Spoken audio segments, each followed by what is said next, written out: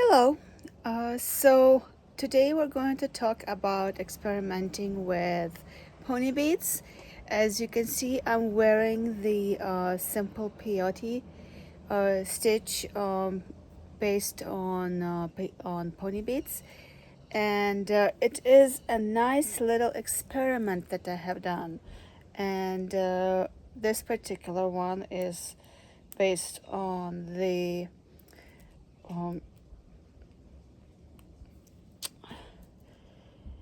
on the red and white base, and then I added the blue bits. Of course I can do it with any other color on the theme, and I can also continue on, which I am going to give a try in the fall themed necklaces.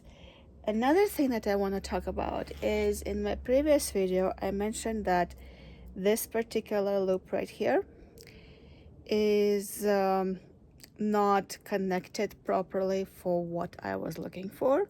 I have been closing these loops myself with tweezers, and I really do not want to leave it to chance that any of these might get undone or the threading might get off the loop. So I decided to experiment with this ending, this lobster claw, on both ends. And I have done this in this case. So I have this claw, the other claw gets inside, and you have a secure connection. And I want to mention that when I work and experiment with my beading, I leave a lot of extra thread. I use two threads to go forward for them to be more secure, and I also try to go back and I hide the knotting in between the beads. On the edges here you may still have the knots, and I used to be embarrassed about them, and now I treat them as my friends. Why do I treat them as my friends? Because I know that my work is secure.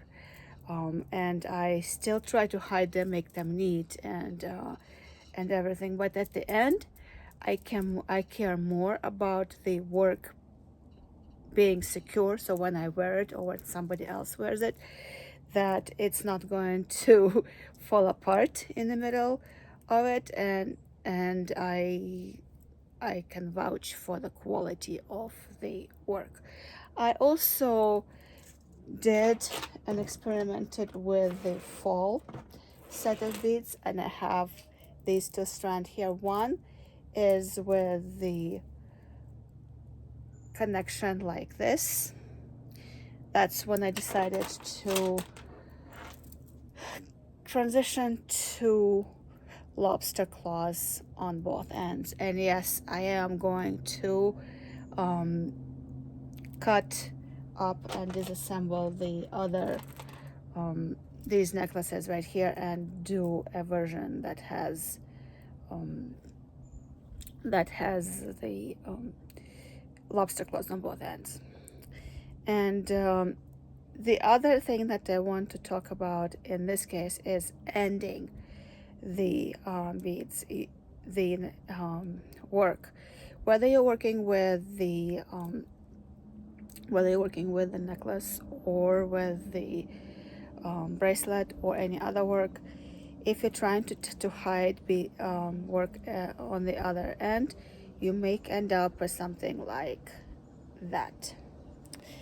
And my suggestion for you, and I will demonstrate in one of my future videos, is to tie in your work frequently. When you are trying to secure it at the end, make a tie here and then go back, and every couple of beats do a single knot, so that you're basically having more than one point of securing your ends. That way, when it will be time for you to cut your thread, you are sure that even if the end knot comes untangled for some reason, you still have the other points of securing your work.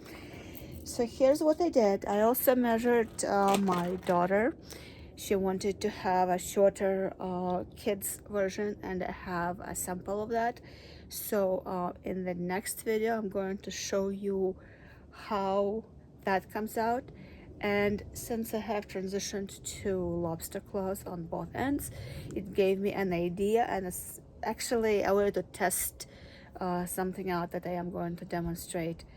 And we are going to then do another project with that integrated together. Lastly, people might be wondering, why am I working with pony beads instead of just the regular seed beads and delicas?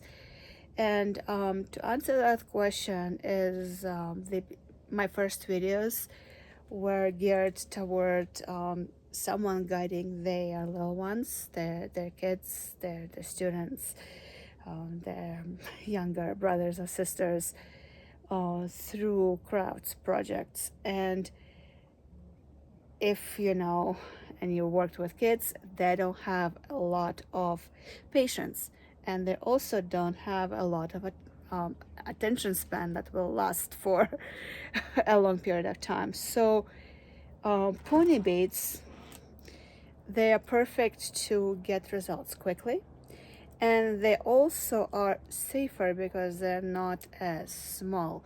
Delicas or small seed beads, they have hundreds of beads in them.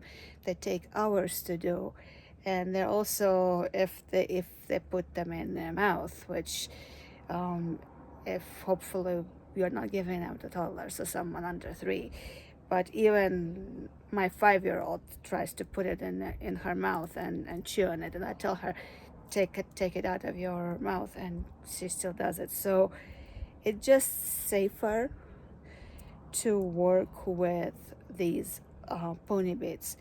And like I showed you here, a project like this, or a fall project with more rows to the peyote, it provides the basis of more complicated beading work. And as kids get a little older and they get a little bit more patience, they get a little bit more interested, they can start working with slightly smaller beads. And I will do that as well. I will move into that progression. I will move on from pony beads to larger seed beads to then slightly smaller, and then in the end we're going to get to this delicate work. And like I said, it's done and intentionally to show someone who wants to teach their little ones that you can do this. And that's how STEM these days works. They have games to teach kids programming in the form of a game, that they don't realize that they are actually doing programming. So when it will come time to do the real thing, they're going to just get it like this. The same thing with this beading, that when it will come time to switch to actual delicate beads and Czech beads and Japanese beads, which are really expensive to work on, but the kids will not have the basis and the interest and the patience to do more complicated pieces, and it's going to keep them interested. So this is where I am. I'm going to share what I get inspired to do next, and we'll keep being creative together. Let's stay creative, my friends.